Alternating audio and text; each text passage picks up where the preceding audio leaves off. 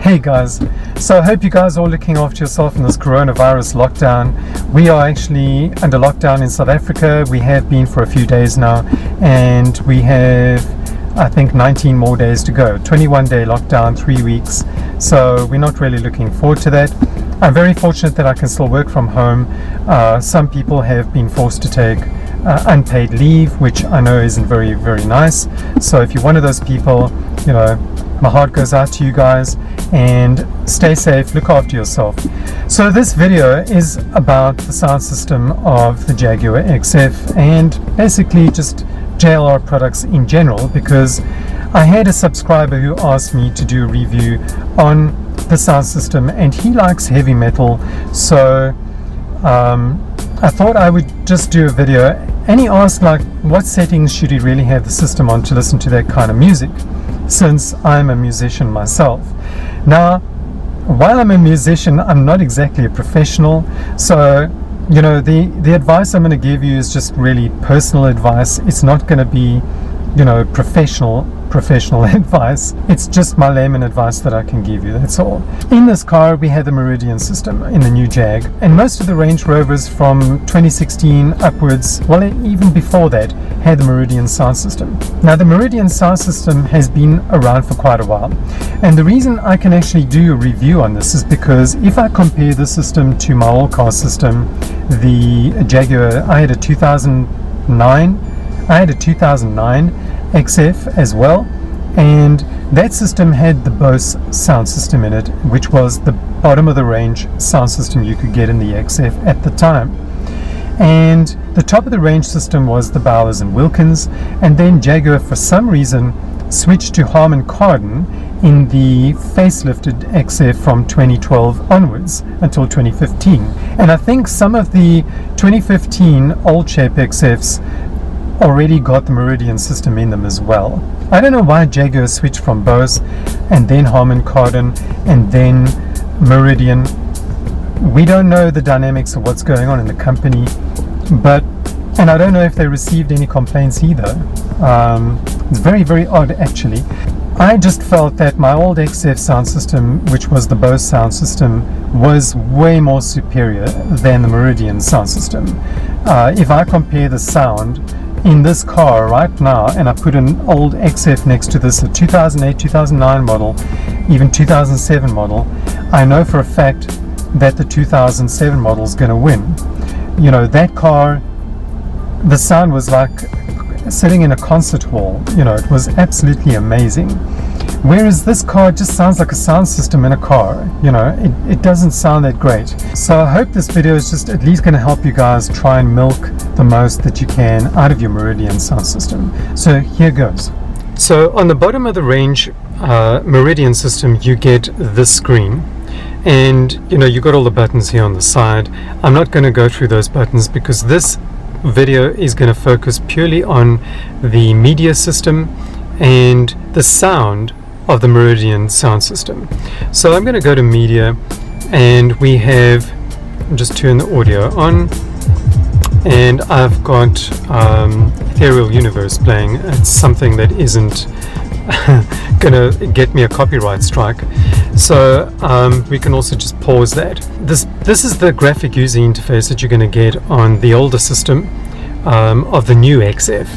But if you want to see the newer system, you can watch my Range Rover Evoque review, where I actually did a review on the entire InControl Touch Pro system that they have on the newer cars.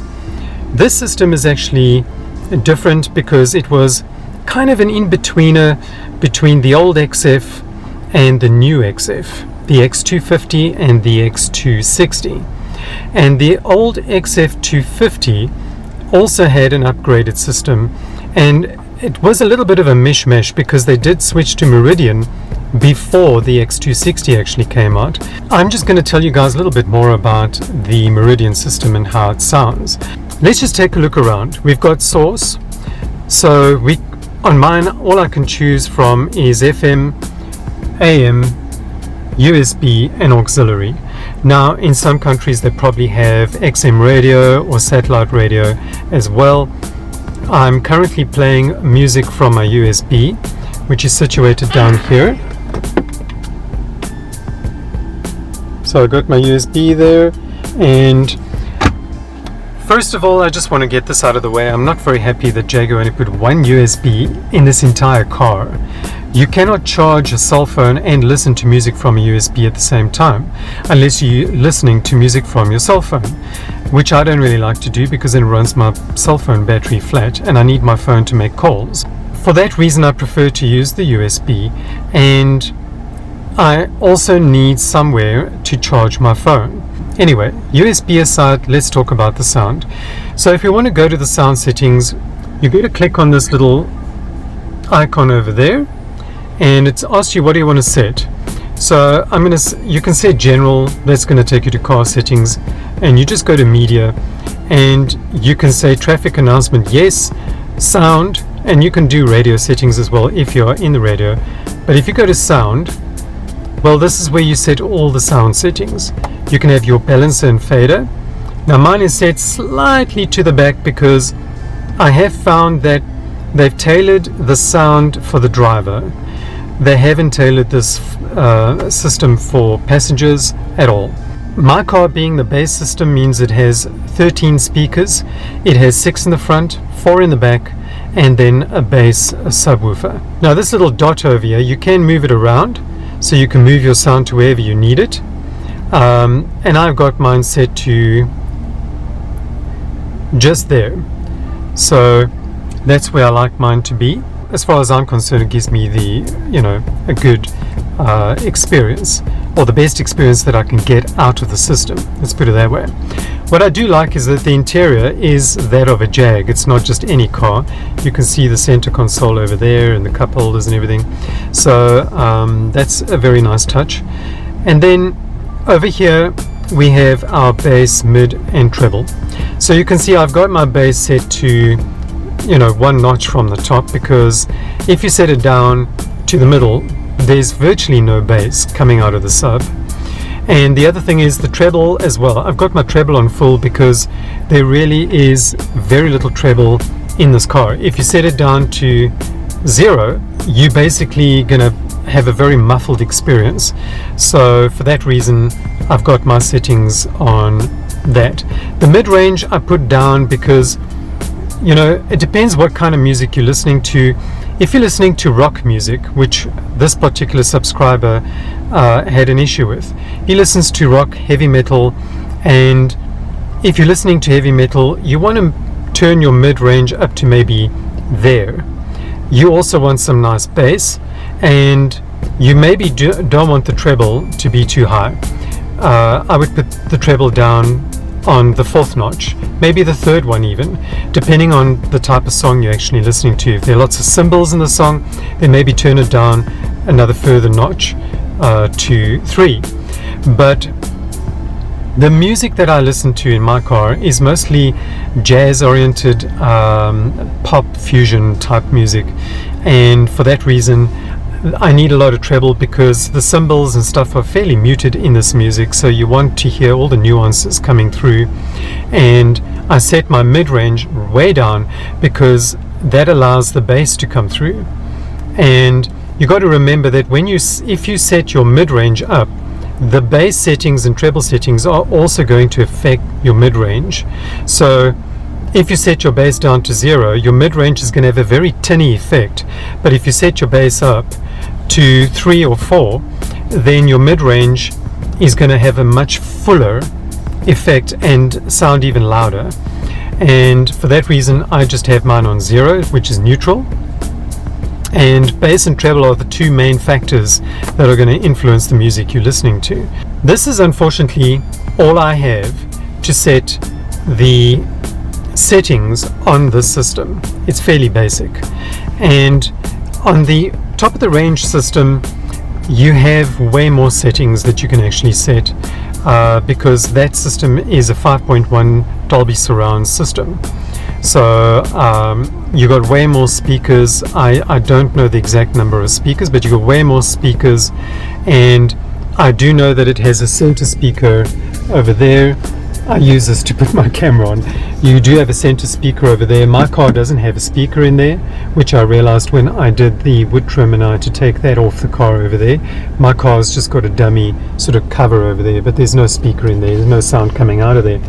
But that speaker would act as your center speaker on your 5.1 surround, and your other speakers behind you and on the side of you would act as your your stereo, where your sound is coming from left to right. In the Range Rover Evoque that I did test, I did play my music in that car as well, and honestly I didn't hear that much of a difference between that system and this system. My opinion of the Meridian sound system is that it's not a very good system compared to the older Bose system that they were using in the old XF, and I'm talking about the 2007 models to 2011 models. They had a Bose system in. The facelift had a Harman Kardon system in it, but I found that the Bose system to me just sounded like a really superior system. So that's really all I have to say about the system. I can't really say any more than that. I just hope that those settings that I showed you help you guys in maybe getting the right sound, but you just got to mess with it until you find the right sound for most of the music that you play in your car. So that's it for this video. I hope you guys found some of this information at least helpful. I just want to give you guys an update on the rims. My previous video was about what the dealer did to my car's rims, and I got the rims back repaired, put them on my car, got on the highway. There was still a vibration, but just at a different speed. So I told the dealer I wasn't happy, and they agreed to replace the rims with brand new ones. So they ordered the rims, but the moment they ordered the rims, like 2 days later, the UK went into lockdown, and right now the rims are still stuck in the UK and they can't come through.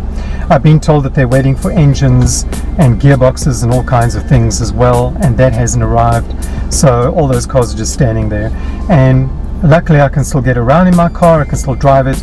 So when the rims come, I'll do a video on fitting those rims to my car and what it drives like after that. Again, I just hope that my car is going to be driving smooth again at all speeds, and I don't have to worry about nasty vibrations coming from under the car.